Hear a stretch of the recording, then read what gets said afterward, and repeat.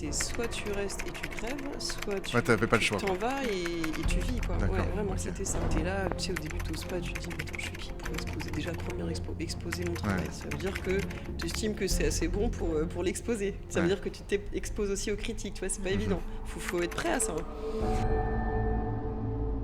Avez-vous déjà eu envie de tout plaquer pour vivre de votre passion? Vous êtes-vous demandé si c'était même possible? Surtout lorsqu'on est dans une situation stable et bien rangée. Aujourd'hui, on reçoit Émilie Grison, une ancienne professeure des écoles spécialisées, devenue artiste peintre professionnelle. Son parcours, c'est pas juste une reconversion, c'est un acte de survie, un cri de liberté, une renaissance. Dans cet épisode, Émilie vous raconte comment l'art est venu la sauver, comment elle est passée de la fonction publique au monde de l'entrepreneuriat créatif. Comment elle s'est formée sur le tas, comment elle vend ses œuvres, développe une vraie communauté sur Instagram et surtout, comment elle a appris à croire en elle. On parle de doutes, de déclics, de réseaux sociaux, de stratégies artistiques, de comment vivre de sa passion sans se perdre et de tout ce que ça coûte, mais aussi de tout ce que ça donne. Amis créatifs, ce nouvel épisode est fait pour vous et plus largement à tous ceux qui font de leur vie un apprentissage continu. L'esprit de ce podcast, c'est l'ADN du Renard du Tibet, c'est-à-dire observer, comprendre, s'adapter et avancer. Bonjour et bienvenue à tous dans ce nouvel épisode du Renard du Tibet. Alors, nous sommes accompagnés aujourd'hui de Nora, qui fait son grand retour. Oui, après Donc, 2 épisodes absentes. et Un oui. épisode absente. Exactement. Ouais. 2 épisodes. Ouais, 2 épisodes absentes. Exactement. Et nous avons le plaisir aujourd'hui, attention, de recevoir une grande artiste, une artiste peintre, une des grandes figures de la scène rennaise, Émilie. Bonjour. Bonjour Émilie. Bonjour à tous les deux. Bonjour. Alors je sais que derrière leurs écrans, nos fans du Renard sont très impatients de te rencontrer, de te connaître. Alors fans rennais ou autres. Justement, Émilie, est-ce que tu peux te présenter en quelques mots? Voilà, qui es-tu? D'où viens-tu? Alors, donc moi je suis bretonne, j'ai 42 ans, je suis artiste peintre. À 42 ans, tu es très jeune. Tu es un bébé. Ouais. Non. Je suis maman d'une petite fille. Bon, maintenant elle est grande, elle a 14 ans déjà. Ouais, d'accord. Et avant d'être artiste peintre, j'étais fonctionnaire, j'étais professeur des écoles spécialisées, ce qui n'a strictement rien à voir. D'accord. D'accord, ouais. Voilà. Et du coup, raconte-nous un petit peu justement ce parcours-là, ce changement. Alors c'est un changement qui s'est fait, on va dire, dans la douleur. C'est pas, on se réveille pas du jour au lendemain en se disant je vais changer de voie. C'est vraiment, ça a été très long. On va dire qu'il y a déjà 7 ans, ça m'avait déjà traversé l'esprit de quitter l'éducation nationale, mais à cette époque-là, c'était compliqué. On pouvait pas faire de rupture conventionnelle, on n'avait pas le droit. Et puis récemment, je crois que ça s'est ouvert en 2000, il me semble. Et moi, la dernière année d'enseignement, elle a été très compliquée. Enfin, il y avait du harcèlement aussi. Donc, en fait, j'ai fini par faire un burn-out, mais sans m'en rendre compte. Et là, en fait, pendant 2 mois, j'étais vraiment très mal. Alors, j'adorais aller en classe et être avec mes élèves. Franchement, c'est peut-être la seule chose qui me manque de mon métier aujourd'hui, c'est mes élèves. Mais quand je dis que ça a été douloureux, c'est-à-dire que ça a commencé, je crois, octobre 2023, pardon. Et en janvier 2024, ça allait mieux et je me suis dit, je peux pas rester. Je peux pas rester parce que sinon je vais mourir. Pas au sens propre du terme, mais tu vois, je vais perdre ma petite flamme, ma flamme intérieure, mon envie de vivre en fait, et ce qui m'anime. Et je me suis dit, tu peux pas rester comme ça, Émilie, il faut que tu fasses quelque chose. Et je me suis dit, qu'est-ce que je peux faire? Au début, je me suis jamais dit, j'ai essayé de vivre de ma passion, tu vois, parce que c'était pas encore assez développé. Donc c'est un truc qui s'est fait au fur et à mesure, et puis avec beaucoup de doutes. Et puis au moment où je me suis dit, de toute façon, si tu le fais pas, j'avais 40 ans, je me suis dit, si tu le fais pas maintenant, tu vas jamais sauter le pas, donc vas-y, lance-toi en fait, comme ça tu n'auras pas de regrets quand tu seras sur ton lit de mort dans quelques années. Donc voilà, non, ça a été vraiment, j'en rigole aujourd'hui, mais c'était vraiment pas drôle sur le coup, ça s'est pas fait comme ça. Je me suis pas levée en me disant, ah ça y est, c'est bon, je sais ce que je veux faire. C'est vraiment un cheminement sur plusieurs mois, vraiment. D'accord. Et c'est une passion que tu pratiquais déjà avant la Alors peinture. la peinture, j'ai commencé en 2013 après mon divorce, tu vois. Donc et en fait avant, il faut savoir un truc. Quand je dis ça, ça fait toujours rire les gens, c'est que je peignais pas du tout, je dessinais absolument pas, et je détestais les musées. Et aujourd'hui, c'est tout l'inverse. Non mais et tu vois en fait quand j'ai commencé, alors je suis venue à la peinture en faisant de l'art-thérapie parce que l'art-thérapie, ça a le pouvoir de travailler sur les émotions, etc. Et puis ça m'a appris quand moi je peins, tu vois par exemple. Là-haut, le cerveau, pof, ça débranche. Je ne pense à rien. Je suis dans l'instant présent en train de faire mon truc et ça me fait un bien fou. Et en parallèle de ça, j'ai commencé à acheter un peu de matériel de peinture. Alors au début, je faisais des croûtes, c'était très moche, mais c'était des trucs qui me faisaient du bien. Donc il n'y avait pas de volonté derrière d'exposer ou quoi que ce soit. D'ailleurs, jamais de la vie, j'aurais imaginé, 10 ans plus tard, dire que j'allais être artiste peintre. J'aurais rigolé, tu vois. Et en parallèle de ça, j'ai commencé à aller à Paris et j'ai commencé à développer ma culture artistique vraiment par envie et par curiosité. C'est-à-dire qu'avant, comme tout le monde, je connaissais Guernica de Picasso, la Joconde, tu vois. Mais j'ai découvert plein d'autres choses derrière. Et aujourd'hui, j'adore aller dans les musées, quoi. C'est vraiment... c'est un truc en plus, c'est une passion, quoi. D'accord. Comme quoi on peut changer dans la vie. Hein. Donc, niveau peinture, moi, je me suis un petit peu renseignée sur Instagram. Ouais. Tu fais pas de reproduction, c'est vraiment toi qui fais tes propres œuvres et t'en fais des commandes personnalisées, j'imagine. Oh oui, alors moi je travaille toujours à partir de photos, enfin pour ce qui est des portraits féminins, parce que l'abstrait, bah non, il n'y a pas de photos quoi. Et oui, je fais des commandes personnalisées, alors c'est ce que je préfère, c'est quand même chouette, parce que en général c'est toujours le mari qui me contacte pour cadeau à sa femme. Et moi j'aime bien savoir qui je peins, tu vois, j'ai besoin de ressentir les gens, donc je pose toujours des questions, alors parfois un peu indiscrètes, mais je leur demande comment ils se sont rencontrés. C'est quoi les qualités de ta femme, pourquoi tu l'aimes, je sais pas, enfin plein de trucs, est-ce qu'il la met en colère, tu vois, j'ai besoin de savoir et de m'imprégner j'allais dire de l'âme de la personne que je peins. C'est important que je la ressente pour que je puisse au mieux la retranscrire à travers le choix de mes couleurs dans la peinture que je vais faire. Alors, on va mettre évidemment quelques exemples de tes peintures à l'image. Mais pour ceux qui nous écoutent, comment tu décrirais ta peinture? Ma peinture, alors c'est une peinture, j'allais dire de la joie de vivre. Oui. C'est très coloré, très coloré. Il y a du fluo, du rose, du jaune. Enfin, parce que pour moi la couleur c'est la vie, donc j'aime mettre vraiment de la couleur. C'est mon truc. Je te ferai jamais des trucs en noir et blanc. Je trouve ça triste. Et non, je sais pas. Pour moi, chaque couleur a un langage. Donc je fais des portraits féminins très colorés, j'adore, et comme je dis souvent, en fait au début ça ressemble pas à grand chose, et j'ai posté des photos d'ailleurs sur Instagram il y a pas longtemps pour montrer l'évolution du tableau, et en fait à partir du moment où je fais le regard de mon modèle, c'est fou parce qu'à chaque fois la magie s'opère et la toile elle prend vie, c'est vraiment à travers le regard, je sais pas, le tableau il s'anime, enfin du moins moi c'est comme ça que je le ressens, les gens aussi c'est ce qu'ils me disent, donc je me dis que bon voilà c'est à peu près commun à tout le monde. Donc voilà.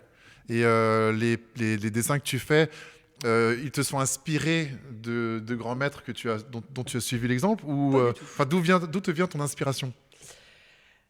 Tu parles de quoi, de mes portraits? Oui, tes portraits, parce que Tout me vient de l'inspiration. Alors, je te dirais que ça vient de ce que je vis au quotidien. En fait, mes toiles, c'est un peu mon journal intime, mais en couleur. Ah, tu vois, donc sur chacune de mes toiles, je me rappelle à peu près dans quel état d'esprit j'étais à ce moment-là, ce que je vivais, etc.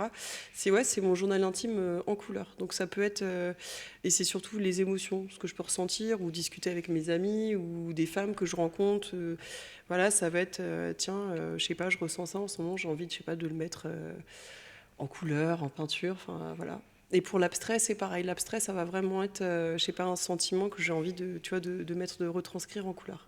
D'accord. Non, j'allais dire, ça fait du bien un peu de couleur dans ce monde qui devient de plus en plus gris et terne. C'est ça, c'est ce que les gens me disent aussi. Ils me disent souvent qu'ils me suivent, alors pour ma bonne humeur, j'essaye de l'être, et ma peinture parce que elle est colorée en fait, et ça leur fait du bien. Ils me disent, je prends ma dose de peps, ma dose de bonne humeur en venant sur ton compte Insta. Voilà. Et donc en peinture, tu as ce que tu fais pour toi, et ce que tu fais pour les clients. Comment tu fais le distinguo entre les deux? Ou est-ce que c'est la même chose parce que finalement tu fais confiance à 100% et on achète ton regard? Non, c'est la même chose en fait. Donc comme je le disais, je travaille à partir d'une photo. Donc après, c'est différent parce qu'après, pour moi, le travail quand c'est une commande, c'est pas. J'ai un petit peu de pression quand même parce que j'ai toujours peur que la personne ne se reconnaisse pas. Ce qui n'est jamais arrivé, mais je sais pas pourquoi j'ai toujours cette petite hantise. Mais à la fois, la reconnaissance est encore plus exceptionnelle parce que ce que je préfère, c'est quand les gens viennent à mon atelier, c'est-à-dire chez moi parce que je peins chez moi. Et quand ils découvrent leur toile, c'est des moments d'émotion, mais et moi ça me nourrit. C'est vraiment, quand je vois ça, alors j'essaye toujours de filmer, tu vois, parce que je veux garder ces souvenirs-là. C'est vraiment, ça nourrit mon âme d'artiste et humainement c'est beau, quoi, des émotions partagées. Et moi, en tant qu'artiste, voir l'émotion des autres, me dire waouh, c'est moi, j'ai peint ça, et voir l'émotion que ça procure chez l'autre, c'est hyper gratifiant et moi ça me met plein de, je sais pas, j'ai le cœur qui déborde d'amour et c'est vraiment chouette. C'est des beaux moments à vivre. Et alors d'un point de vue un petit peu plus entrepreneurial, tu es passé d'un statut donc fonctionnaire, donc artiste à artiste. Comment s'est fait ce cheminement? Parce que finalement, tu quittais une position stable pour une position quand même instable. Et alors toi, mais aussi tes proches, comment tu as vécu ce passage de la stabilité à l'instabilité? C'est vrai que c'est pas évident. Alors déjà, quand j'ai annoncé à ma famille que j'allais être artiste peintre et que j'allais essayer d'en vivre, c'est normal, ils ont eu peur. Donc quelque part, c'est leur peur à eux, mais ça leur appartient. Donc si tu veux, faut être assez fort au niveau caractère pour se dire, ok, j'entends, mais il faut pas que ça m'atteigne parce que j'ai fait ce choix et je reste dans ma ligne de conduite, je reste droite et je sais que c'est ce que je veux faire. Alors après, donc moi j'étais fonctionnaire, mais il faut savoir que j'ai toujours eu des parents qui ont été à leur compte. Donc j'ai toujours entendu mes parents travailler. En plus, ils bossaient ensemble et ils ont fait ça, mais toute leur vie. Tu vois, ils ont eu plusieurs affaires, donc je les entendais toujours parler à table du boulot. Je les ai vus vraiment bosser parce qu'ils ont vraiment énormément travaillé. Donc tu vois, j'avais quand même cette culture. Je dis pas que les fonctionnaires sont des feignants, hein, parce que je ne l'ai été, mais je savais aussi ce que c'était d'être à son compte en voyant mes parents et je voyais déjà tous les problèmes que qu'il pouvait y avoir. Et aujourd'hui, je te dirais que j'ai aucun regret sur le choix que j'ai fait. Par contre, je peux t'affirmer que le stress est complètement différent. Finalement, tu vois, même si les dernières années étaient un peu difficiles quand j'étais enseignante, je me dis que le stress que j'ai aujourd'hui en étant à mon compte, ça n'a strictement rien à voir. Mais je sais que tout dépend que de moi. Donc je sais que, tu vois, c'est un état d'esprit. C'est se dire, allez, on se lève tous les matins, on a des trucs à faire. Et si je le fais, c'est pas pour les autres, c'est pour moi. C'est marrant parce que c'est souvent ce que je dis aussi. Mais... J'ai échangé un stress contre un autre. Oui. J'ai échangé le stress des élèves. Alors, c'est pas que les élèves me stressaient, mais lorsqu'on est en classe, on est en représentation et on doit toujours être à 100% parce que si on est à 95-94%, un petit peu trop longtemps, sur un cours, ça peut encore passer, mais sur le deuxième cours, eh bien, on commence déjà à avoir des problèmes de discipline. Et puis, si on n'est pas vraiment à fond, c'est à ce moment-là qu'on a vraiment des soucis en classe. Et donc, ça fait qu'on a toujours une petite pression au quotidien. Et quand j'ai quitté l'enseignement, j'ai quitté cette pression. J'étais libéré de ça, mais pour avoir cette fois-ci la pression de l'argent et de gagner de l'argent. Exactement. Et donc, je pense que toi, c'est un peu la même chose. C'est exactement la même chose. Et quand tu dis, par exemple, avec les élèves, moi, je sais que, tu vois, dans mes habitudes de vie, avant, quand j'étais enseignante, tous les matins, j'allais à la salle de sport à 6h. Il fallait que je prenne du temps pour moi avant, et j'arrivais à 8h. Moi, j'étais en pleine forme, j'avais déjà fait mon sport. Ce qui fait que, tu vois, j'étais beaucoup plus encline à travailler avec les élèves. Parce que, donc, moi, j'avais des élèves en difficulté scolaire, mais bien souvent. Et c'est pas que ça. Tu as des ados qui vivent des choses difficiles à la maison parfois. Donc l'ado, il arrive avec son bagage émotionnel et il sait pas faire, tu vois. Donc tu peux pas lui en vouloir si le matin il arrive, il t'envoie chier. Tu sais très bien que c'est pas contre toi, c'est parce que lui il a quelque chose. Donc, et tu vois, le fait de faire du sport, d'avoir mes trucs et tout, le matin, moi du coup j'étais zen et beaucoup plus détendue et prête à faire face à ça. Donc aujourd'hui, c'est la même chose. J'ai pas d'ado par ma fille en face de moi, mais comme je te rejoins totalement sur le stress de attention, faut pas que j'oublie de faire tout ça, le stress de gagner sa vie, le stress de se dire est-ce que je vais pouvoir me verser un salaire à la fin du mois, c'est vrai. Tout ça, c'est vrai, effectivement. C'est vrai. Tu arrives à vivre de... Alors écoute, pour l'instant, je suis encore j'ai toujours, suite à ma rupture conventionnelle, j'ai donc touché le chômage. Ça se termine bientôt, donc je te dirai ça dans 2-3 mois. Mais du coup, c'est vrai que tu vois, en l'espace d'1 an et demi, alors ça a été le parcours, le début a été un peu compliqué parce que je me suis mis en EURL, ça a été un mauvais choix. Bon, après, je n'ai pas forcément été bien conseillée non plus. Mais tu vois, la première année, en fait, moi, décembre 2024, j'ai fermé mon EURL, donc moi, je l'ai considéré au départ comme un échec.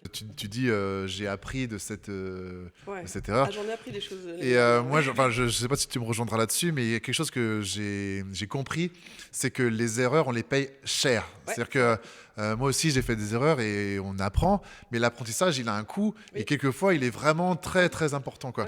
Parce que quand on se retrouve à décevoir, par exemple, un client, on le prend très mal. Enfin, l'ego le prend mal. C'est vraiment on le ressent personnellement comme une humiliation. C'est un apprentissage qui est nécessaire parce que quelquefois, on n'avait pas. Enfin, quand on reprend le fil des événements, finalement, l'erreur était prévisible. Et si c'était à refaire, on ferait différemment. Mais dans le contexte où on l'était, on referait la même erreur. Mais voilà, parfois et souvent même, c'est très douloureux. Des fois, si on dit toujours, faut jamais dire. Je changerais tout si je revenais en arrière, non, parce qu'effectivement, on apprend des trucs, mais effectivement, je te rejoins, il y en a qui coûtent beaucoup plus cher que d'autres. Et moi aussi, là, c'est-à-dire certains trucs, je me dis, si j'avais su, je l'aurais pas fait. Il faut avoir conscience que à ce moment-là de l'histoire, tu voyais les choses comme ça et ça te semblait naturel, quoi. Donc, mais tu vois, aujourd'hui, du coup, avoir fait, j'allais dire, ces erreurs, c'est pas des erreurs. Si, des petites erreurs de parcours, mais du coup, c'est des leçons maintenant.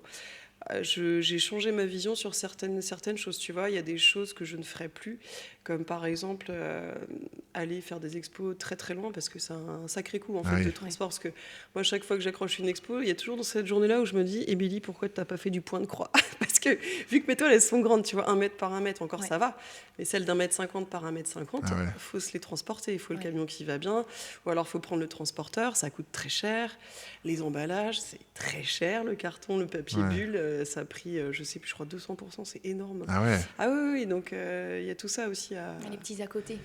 Tout à fait. Pas des que petits l'exposition qui coûtent cher. Donc tu vois, maintenant, avant, moi je déchirais mon papier bulle, je le mettais à la poubelle. Non, maintenant je le garde, je le plie. Tu vois, c'est des petits trucs tout bêtes, mais n'empêche que ça plus ça, ça permet de faire des économies. Qu'est-ce qui est le plus dur au départ? C'est de créer sa boîte, faire de la peinture, faire des œuvres, ou plus le côté vendre, te rendre visible sur les réseaux, parce qu'il faut bien que tu les trouves, tous tes clients. Oui, c'est une très bonne question. Moi, je dirais que là, ce qui était le plus dur pour moi, c'est d'ouvrir ma société l'année dernière. Parce que c'était un peu le grand écart à la Jean-Claude Van Damme, donc fonctionnaire à ton compte. Oui. Moi, j'ai découvert tout un jargon que je ne connaissais pas. Déjà, le choix du statut. J'étais là, je fais... URL, SASU, machin, tu vois. Le matin, j'allais au sport, j'étais sur mon tapis de course, j'écoutais des podcasts sur tous les trucs. Ah ouais, mais YouTube, ça sert à quelque chose, tu vois. J'ai écouté ça parce que je me formais toute seule. En fait, j'ai dû me former toute seule. La compta, l'informatique, parce qu'il faut savoir que je suis une quiche en informatique. Donc aujourd'hui, je me retrouve quand même à avoir un site web. Alors, ok, j'ai un webmaster, mais tu vois, samedi matin, il était en train de me former pour mettre un article en ligne. Enfin, je suis obligée de faire des trucs que j'aurais jamais imaginé. Commercial, faire de la prospection, tous ces trucs-là, c'est pas forcément des choses avec lesquelles je suis à l'aise. Mais là où je te rejoins, c'est qu'on s'imagine pas tous les domaines que l'on doit acquérir avant de lancer son activité. En fait, on pense que j'ai mon activité, je la lance et puis c'est réglé. Mais non, parce que, comme tu dis, si TikTok, tu connais rien, il faut s'y mettre parce qu'aujourd'hui, TikTok, c'est important. Par exemple, les réseaux sociaux, Instagram, LinkedIn. Par exemple, LinkedIn, maintenant, on est un petit peu habitué, mais au début, tu comprends pas trop comment ça marche. Mais mine de rien, c'est du temps pour s'y mettre, quoi. Tu passes quelques jours, même quelques semaines à t'acclimater au réseau social. Et tu as aussi la compta, tu as plein d'éléments comme ça. La mutuelle des indépendants, ça a été l'horreur, ça. Ça, la prévoyance, la RC Pro, exactement. Tous ces trucs-là. Et je pense qu'on ne réalise pas tout ce qu'il y a justement à apprendre comme ça, quoi. Toutes les compétences qu'on doit acquérir avant que son activité puisse justement être vendue. Le montage, tiens, tu vois, je ne connaissais pas. Il y a 1 an et demi, CapCut, je ne connaissais pas. Je peux te dire que j'en ai passé du temps à me former toute seule et à faire. C'est moi qui fais tous mes montages et tout, donc c'est aussi du travail. Des fois, sur certains montages, je passe 5-6 heures, tu vois. Donc, montage, ça peut être de retouche photo, ça peut être son site internet, parce que si on ne le fait pas soi-même, son site internet, c'est problématique. On est quand même obligé de pouvoir l'animer, son propre site internet. Demander, tu vois, à tes clients qui te mettent un avis Google. Il faut penser à plein de trucs. En fait, chaque semaine, tu vois, je me fais des to-do list en me disant, bon, c'est quoi les priorités cette semaine, c'est ça, ça, ça. Là, tu vois, tout à l'heure, en rentrant, là, je vais envoyer ma première newsletter depuis le temps que je le fais.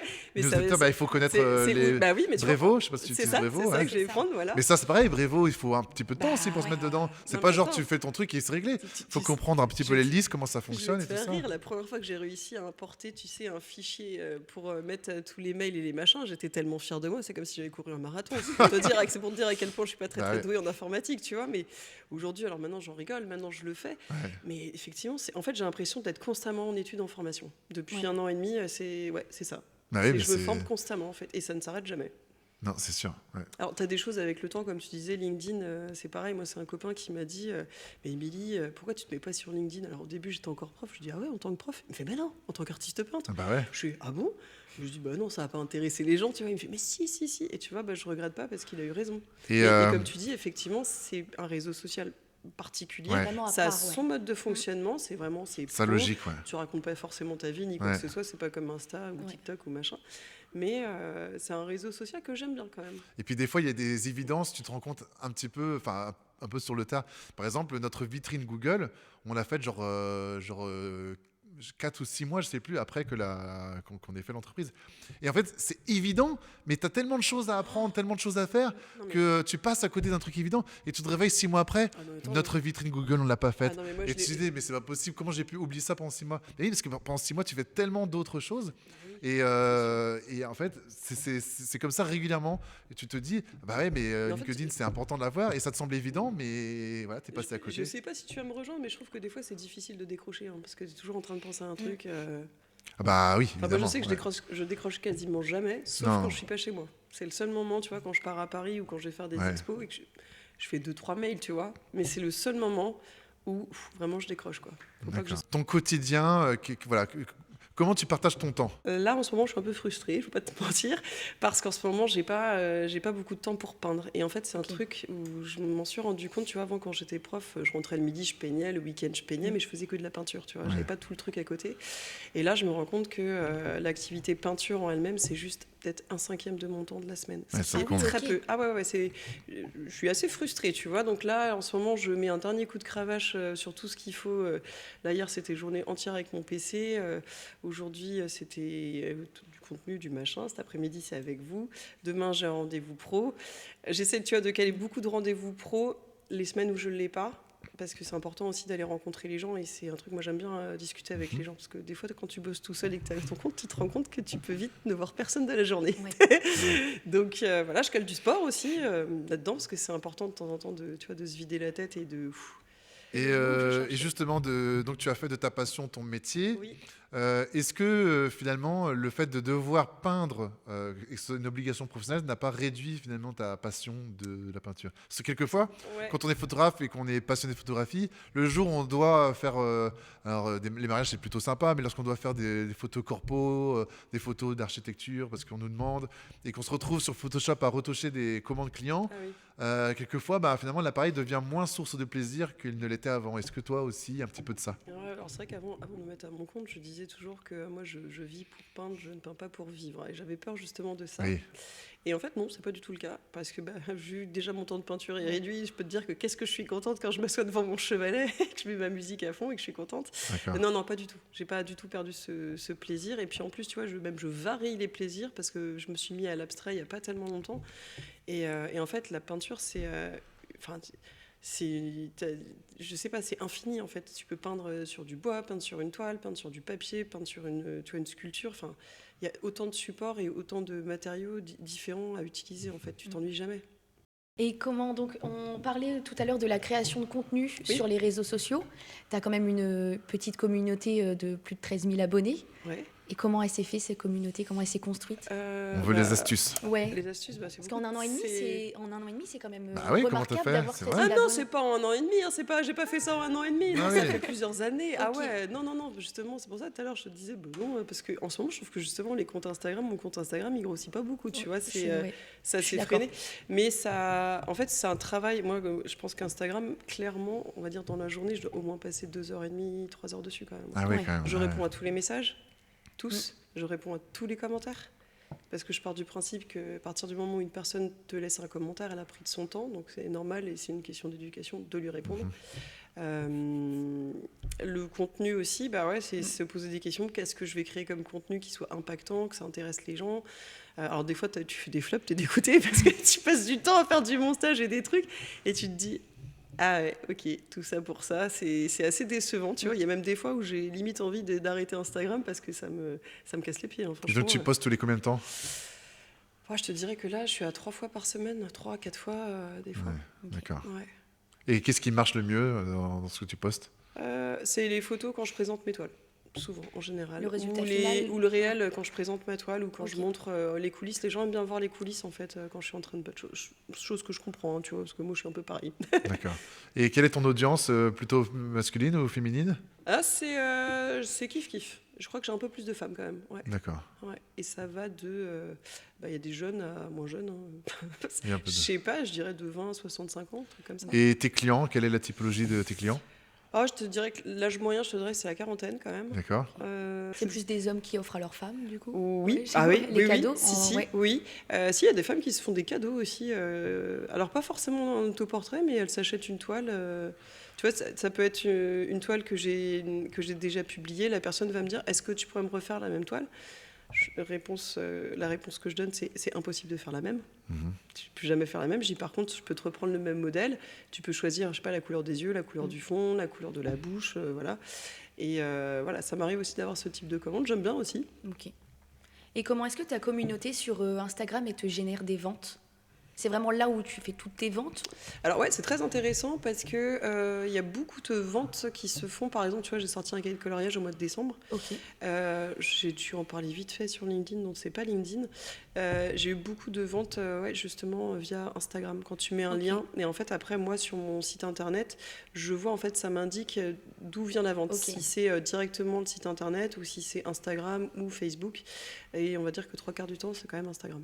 Ok. Et donc tu vends des produits dérivés, c'est ça? Oui, tout à fait. Alors qu'est-ce que tu vends comme Alors, j'ai un cahier de coloriage. quel Ça a coloriage, plutôt d'accord? bien marché. Et j'essaye, tu vois, d'avoir des tarifs, en fait, pour tout le monde, en fait. Parce que tout le monde n'a pas les moyens de se payer une toile et je le comprends très bien.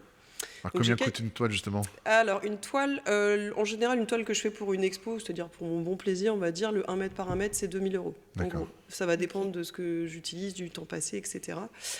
Une commande, c'est plus cher, forcément, puisque quelque part, on m'impose une photo que je n'ai pas choisie. D'accord. Et puis après, bah, tu vois, tout ça, le prix d'une toile, souvent on me dit ah, c'est cher et tout. Mais c'est du Bah, temps oui, c'est aussi. cher, mais en fait, il faut savoir aussi que le matériel de peinture coûte très Ouais. cher. Voilà. Ah ouais, C'est Ah pas bah de la oui, un peinture pinceau, action, ça quoi. peut coûter 30 balles, hein, tu vois. C'est D'accord, une ok. toile, tu vois, mais très grande toile, 1,50 m par 1,50 m, ça coûte presque déjà 300 euros, et il n'y a rien dessus. Ouais. Hein. Puis après, tu as l'URSSAF. Ah oui, Ça, en l'URSSAF, fait, ouais, les à côté. La TVA. 34%, tes impôts sur le revenu, ton matériel. Poster. Ok. C'est poster, ouais. Poster affiche. Il y a des suites aussi, des t-shirts, mais ça, je travaille avec une autre entreprise qui fait ça. Je fais aussi des tirages d'art. Et puis après, il y a des mugs, des pochettes de PC.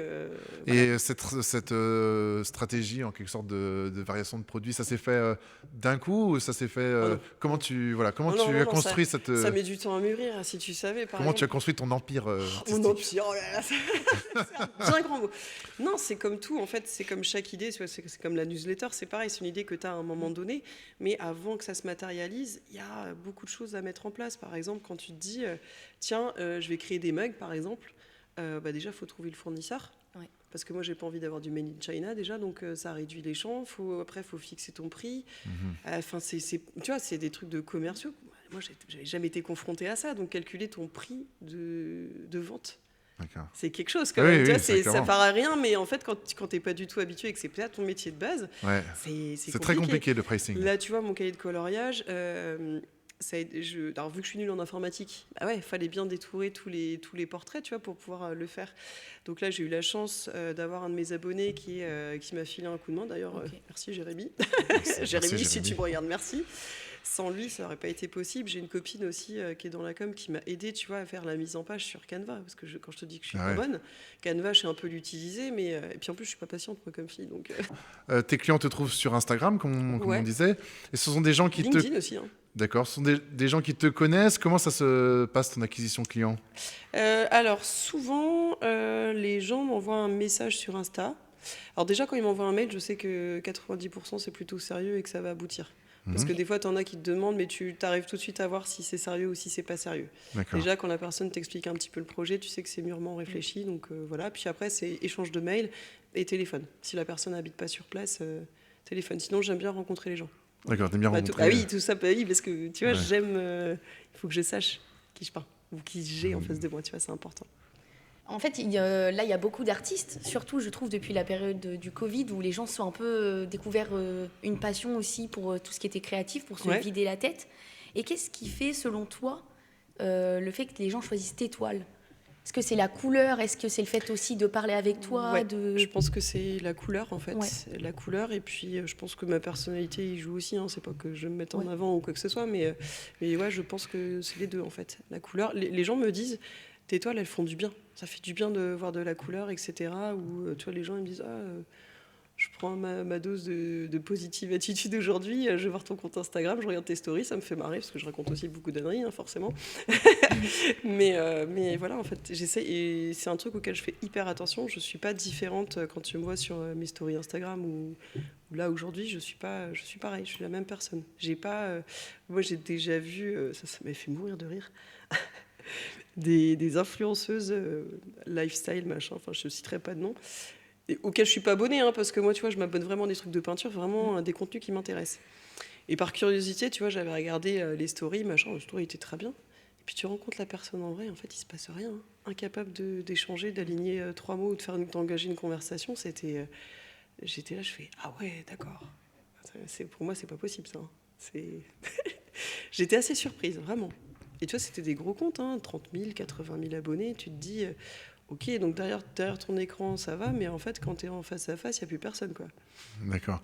Et quel conseil tu donnerais à un jeune homme ou une jeune femme, alors plus ou moins jeune, mais qui hésite aussi à changer de métier pour devenir à temps plein artiste? Alors, je lui dirais déjà, avant de bien mûrir sa réflexion, premièrement. Deuxièmement, de peut-être déjà commencer l'activité en parallèle, parce que moi, c'est ce que j'avais fait. Quand j'ai décidé de quitter l'éducation nationale, j'avais pas rien, tu vois. J'avais déjà vendu des toiles, donc je savais que potentiellement ça pouvait marcher. De déjà commencer comme ça. Et après, si c'est possible dans son travail, tu vois, de prendre à 80%, tu vois, pour avoir un peu plus de temps et de faire la bascule comme ça au fur et à mesure. Sauf si, bien sûr, à un moment, ça décolle et tout, chose que je souhaite aux gens, bien évidemment, bah là, tu te poses plus la question et t'y vas, quoi. Faut toujours. Après, ça dépend. Ça dépend aussi de ton contexte familial. Tu vois, moi, quand j'ai pris la décision, j'étais maman célibataire, donc il n'y a pas Fallait quelqu'un d'autre à la assurer maison derrière, quoi. pour assurer si tu te plantes, tu vois. Donc, Et comment tu as réussi à justement passer outre cette peur? ah bah parce que je te dis, c'est le choix, c'est soit tu restes et tu crèves, soit Ouais, t'avais pas le tu choix, t'en quoi. vas et tu vis, quoi. D'accord, Ouais, vraiment, ok. c'était ça. En Vraiment. fait, ouais, C'est t'étais vraiment, dans une situation c'est le de cri non-choix, quoi. le cri de l'intérieur. J'avais plus le choix. Il fallait, sinon, je pense que si j'étais restée, je pense que ma santé, j'allais me la ruiner. Tu vois, la dernière année, quand j'étais prof, j'ai dû faire 7 sinusites. C'est énorme. Ah ouais. Ouais. C'est le corps Le qui corps parle, crie tu à vois. l'aide, ouais. Le corps qui parle. Quelques années auparavant, je m'étais abîmé le genou. J'avais eu 2 mois d'arrêt et je pense que c'est tombé, tu vois, au bon moment. Donc il n'y a pas de hasard dans la vie. Enfin, si à un moment t'es pas heureux dans ce que tu fais et que tu persistes, à un moment ton corps il va finir par t'envoyer des signaux. Tu vois, moi j'en suis convaincue à 100%. Et aujourd'hui, quels sont les aspects négatifs quand même de cette nouvelle vie? Le stress. Ouais, on en a parlé tout à l'heure. Voilà. On en a parlé tout à l'heure, ouais. Les aspects, je te dirais la frustration justement de ne pas avoir plus de temps pour peindre. D'accord. Parce que moi, je m'imaginais, tu vois, je m'étais projetée, me lever le matin, enfiler ma salopette et limite peindre toute la journée. C'est pas du tout ça. D'accord. Je peins, mais pas tout le temps. Il y a plein d'autres choses qui sont rentrées aussi dans ma vie. Il au faudrait que tu quotidien. sois comme Soulage, avoir une femme ou un homme qui, lui, vend tes Ah ouais, non, bah, tu vois, tes par tableaux. contre, un jour, j'adorerais, le jour où ça va encore se développer un peu plus, j'adorerais avoir quelqu'un qui s'occupe de tout ce qui est prospection, Ouais.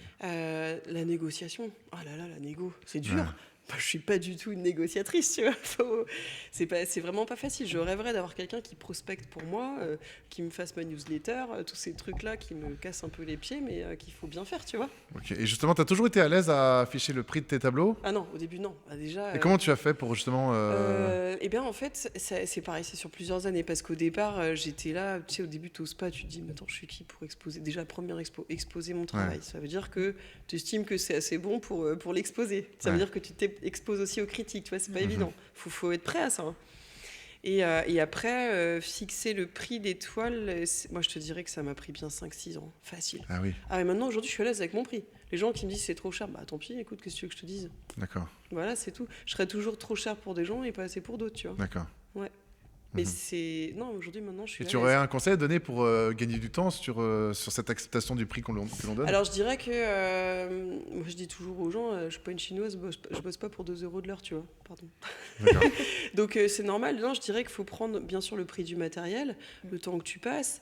Et puis, il y a tout ce que les gens voient pas aussi. Tu vois, quand j'achète une grande toile, il faut que je m'amuse à aller la chercher aussi, les transports, les machins. Quand je Ouais. vais installer une Tous les expo, prix cachés, quoi. le temps, Ouais. tout ça, envoyer un truc, payer mes photos, parce que mes photos, j'ai mon ami Zeka qui me fera toutes mes toiles en photo.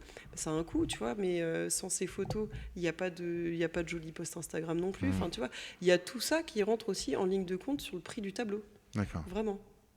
Et est-ce que tu as des outils pour sécuriser ton chiffre d'affaires? Là, tu disais que tu allais bientôt plus avoir, comment on appelle ça, d'indemnité Ouais, ou de... ouais. Et là, comment Ah tu... bah non, j'ai pas. C'est Non, c'est là, hyper, c'est pour l'instant, c'est aléatoire. c'est hyper aléatoire. Ah ouais, ouais. Ouais. C'est vraiment chaque mois tu démarres en te disant bon allez, on va se retrousser les manches, c'est parti quoi. Faut que je fasse Ouais. du chiffre d'affaires parce Parce que que derrière faut un salaire quoi. Quel est le temps entre la commande et la livraison du tableau? Alors souvent, je dis aux gens 3 mois, mais parce que en fait, je dis 3 mois parce que je veux me laisser le temps de pas être dans le speed. Tu vois, j'aime pas faire une toile, une semaine pour faire une toile. Je vais pas aimer parce que j'ai pas le temps, tu vois, de la digérer, j'ai pas le temps de la regarder, tout ça. Ouais. Je dis 3 mois, bien souvent, c'est fait avant. Et puis ça va dépendre aussi de mon carnet de commandes. Si j'ai beaucoup de commandes Et dans du le chiffre coup, d'affaires. si tu devais nous expliquer un peu tes rentrées d'argent, il y a ça représente en pourcentage. Les tableaux en eux-mêmes, Franchement, c'est moi, en moyenne. Oh, bah, les tableaux, je te dirais, on va dire, c'est. Bah, là, ça va peut-être changer cette année, tu vois, ça sera peut-être pas pareil. Ouais. Avant, alors là où je vais avoir du recul, je vais te dire, il y a 2-3 ans, je te dirais que les tableaux, c'était 70% du chiffre d'affaires. Ah oui, quand même. Ouais, ouais. Et aujourd'hui, je pense que ça sera pas pareil. Ça sera plus, on va dire, 50-50. D'accord. Vraiment, ouais. Et après, le reste, c'est. Le reste, c'est les ateliers, les apéros peinture. Les ateliers peinture, les- c'est combien de pourcentage ça c'est... Ah bah là, c'est tout récent. Je peux pas D'accord, ok. je peux pas encore. Et sinon, c'est les produits dérivés Ouais, les produits dérivés. Bah après, faut en vendre aussi. Hein, parce et que- les expositions. Bah, c'est les ventes de toiles. Ouais. Parce que les expos, je suis pas payée pour exposer. Hein. Bah non, D'accord, ouais. bah oui, oui, oui. Oui, mais tu. Peut-être qu'un Toi, jour, qu'elle quand est j'aurai. vendue. Ouais. Si un jour on me paye pour exposer, alors là, c'est génial quand même. Hein. Bah oui. Ah, ça serait chouette. Ouais. Et est-ce qu'il y a des artistes que tu suis, que tu aimes? Ah oui, beaucoup. Tu Ah peux ouais, nous en beaucoup. conseiller quelques-uns qui... Alors, ça dépend ce que t'aimes. Non, mais toi, qui Alors t'inspire. moi, alors j'adore Lara Kahlo, c'est une artiste espagnole, elle fait beaucoup de portraits très colorés aussi, donc j'aime beaucoup. J'adore Raphaël Laventure, il fait des femmes, Alors il y en a qui vont dire ouais, ça ressemble, mais non, enfin chaque artiste a son truc, mais j'aime beaucoup parce que c'est coloré. De manière générale, je crois que j'aime bien les trucs assez colorés. Ouais, qui te Ouais. ressemblent quand même. Ouais, ouais, ouais. Justement, est-ce que techniquement, tu travailles ta technique ou... Enfin, voilà, quelle est ton Alors moi, ton il faut approche par savoir, rapport à ça? je suis pas très douée en dessin en fait. Hein. Tu me demandes de dessiner une maison, ça va pas être terrible. D'accord. J'aime faire, tu vois, les yeux, les portraits, voilà. Ouais. Mais après, tu vois, ça fait aussi partie des choses qui me frustrent de pas avoir plus de temps pour peindre. Parce Mais que tu es en recherche technique? Ouais, D'accord. j'aimerais avoir du temps pour dessiner parce que tu vois, je me dis, si je passais rien qu'une demi-heure par jour à dessiner tous les jours, enfin, t'imagines la progression en fait sur D'accord, ouais. une année, ou une demi-heure à faire de l'aquarelle, pareil, t'imagines la progression sur une année, plutôt que de passer une demi-heure à scroller sur les réseaux sociaux où tu manges du contenu, enfin tu te lobotomises le cerveau, c'est quand même Ouais. plus sympa de passer une demi-heure à faire un truc vraiment concret, tu vois, de la lecture, j'en sais rien. Enfin, tout ce genre de trucs. Donc, ouais, j'aimerais bien avoir plus de temps. Mais les journées sont déjà bien remplies et je peux pas je peux Les pas les allonger. pousser. Hein. Ouais, je peux pas les allonger, c'est impossible, tu vois. Ouais. Alors, j'ai deux questions que je pose peut-être à chaque fois, finalement. Ok. La première question, c'est qu'est-ce que tu dirais à la Émilie d'il y a 10 ans? Et l'autre question, tu peux commencer à y réfléchir, c'est qu'est-ce que tu aimerais que la Émilie. Émilie de dans 10 ans te dise? Donc déjà, qu'est-ce que tu dirais à Ah, la Émilie d'il y a 10 ans? Accroche-toi parce que ça va décoiffer. T'es pas prête. Accroche-toi, t'es pas prête. D'accord. Vraiment, parce qu'il y a 10 ans, je n'avais pas du tout la même vie qu'aujourd'hui. Je te dirais, je suis toujours la même Émilie, mais jamais j'aurais pensé devenir artiste peintre. Enfin, tu m'aurais dit ça il y a 10 ans, je t'aurais rayonné en disant mais ça va pas, non, t'es barjot.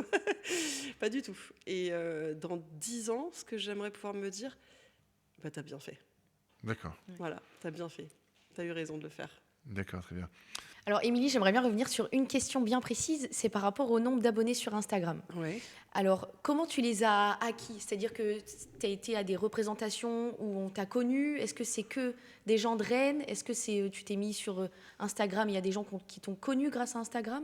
Ouais, il y a des gens qui m'ont connu grâce à Instagram. Je pense que la majorité des gens qui me suivent, c'est des gens qui sont Rennes, Bretagne, enfin, Ok, je ouais. pense. J'en ai en Alsace C'est le aussi. fait de parce que voir Ouais. tes tableaux et Oui. du coup aller s'abonner au compte Oui, ensuite. et après, je pense, je crois que pendant le confinement, j'ai eu pas mal de gens qui se sont abonnés aussi. Ok. Et je pense que c'est, tu sais, quand tu partages des stories, des machins, les Ouais. gens, ils t'apprécient pour qui tu es aussi. Et tu as le réflexe en rendez-vous de dire bah, abonnez-vous à ma page, c'est quelque chose que vous... Tu as ce Non. réflexe de... Non, absolument Non pas. Non, Donc ça s'est fait que vraiment naturellement sans que Ah ouais, tu... non, c'est ce que je te dis, se promouvoir comme ça, viens, abonne-toi à ma page. Non, tu vois ça, je ne vois pas trop dire D'accord. ça. Et puis, en fait, les gens, ils sont libres de faire ce qu'ils veulent, en fait. Ils s'abonnent s'ils Mais veulent. en fait, ça C'est fonctionnait pas, parce que, en l'occurrence, entre guillemets, je mets beaucoup de guillemets, c'est relativement facile parce que tu vends de la bonne humeur. Donc, Oui, bah c'est oui. les gens s'abonnent plus facilement que Ouais, puis tu vois, lorsqu'on a un tu compte verras de... jamais, tu vois, tout ce dont on a discuté là cet après-midi, moi, il y a des choses dont j'ai jamais parlé. Tu vois, sur Instagram, j'ai jamais parlé des mois de galère là quand j'ai fait mon burn-out. J'en ai jamais parlé parce que j'estime qu'il y a déjà assez de pathos comme ça dans le monde qui nous entoure. Donc, et j'avais pas envie, tu vois, de déverser mon truc. Les gens n'ont pas besoin d'entendre ça. Et puis, je suis très pudique là-dessus. Où tu vois, mon échec de la fin. Ma leçon de l'année dernière quand j'ai fermé mon URL, j'en ris aujourd'hui, mais c'était vraiment une période très difficile pour moi, hein, franchement, et j'ai rien montré parce que ça me concerne que moi, j'ai pas envie de raconter ça aux gens, et par respect, tu vois, je préfère, je sais que les gens apprécient ma bonne humeur, tout ça, donc je garde ce truc-là, tu vois, j'ai mes amis proches et ma famille près de qui je peux m'épancher quand ça va pas, parce qu'il y a des moments aussi où ça va pas, hein, forcément, hein, je suis pas une machine, hein, mais globalement ça va, il y a 90% du temps, 95% du temps ça va, quoi. On va dire ça comme ça. Donc tu dirais que ta communauté sur Instagram, c'est vraiment du réseau, quoi. Ouais. Ça, ouais, et puis surtout, c'est beaucoup de travail Instagram, hein. Mine de rien, ce que je te disais tout à l'heure. C'est la régularité. Le temps passé. Poster, oui, et puis, et puis répondre à tout le monde, quoi. Tu vois, c'est vraiment. Je prends Tu étais présente sur TikTok ? Ouais, alors par contre, j'ai jamais capté ce que c'était qu'un bon TikTok qui perce. Tu vois, j'essaye. L'algorithme TikTok est très, très compliqué à cerner. Hein. Moi, franchement, ça me fatigue. En plus, je suis là, j'essaye, je poste, 300 vues, laisse tomber. Si, j'en ai qui ont percé, tu vois, et ceux qui ont percé, c'est ceux où justement les gens découvraient leur toile, parce qu'il y a vraiment une émotion, il y a un truc. Ceux-là, Très bien. Mais j'en ai pas tous les jours à montrer, c'est dommage, tu vois. Très bien. Bah écoute, merci Émilie pour cet entretien qui était très intéressant. On a découvert une artiste, donc une artiste rennaise qui a... Est-ce que je vous ai donné assez de tips ? Ça va, c'est correct sur la vie d'entrepreneur, oui. Hein. Toutes les galères qui étaient autour. Voilà. Donc merci Émilie, merci Nora. Pas de souci. Voilà, merci. Surtout n'hésitez pas à liker, commenter et partager cette vidéo parce que ça fait grandir le projet. Abonnez-vous à mon compte. Et bien sûr, évidemment. Abonnez-vous à mon compte. Bien sûr, évidemment, on va mettre le compte d'Émilie. Donc n'hésitez pas, évidemment. De toute façon, ce sera marqué en description. Donc, et à votre podcast aussi, tant qu'à faire. Sur YouTube, hein, c'est bien ça ? C'est ça. Voilà. Ouais. Je le partagerai, hein, je ferai un article de blog et tout. C'est ce qu'on veut. Ok. Merci beaucoup. Merci à vous. Bonne journée.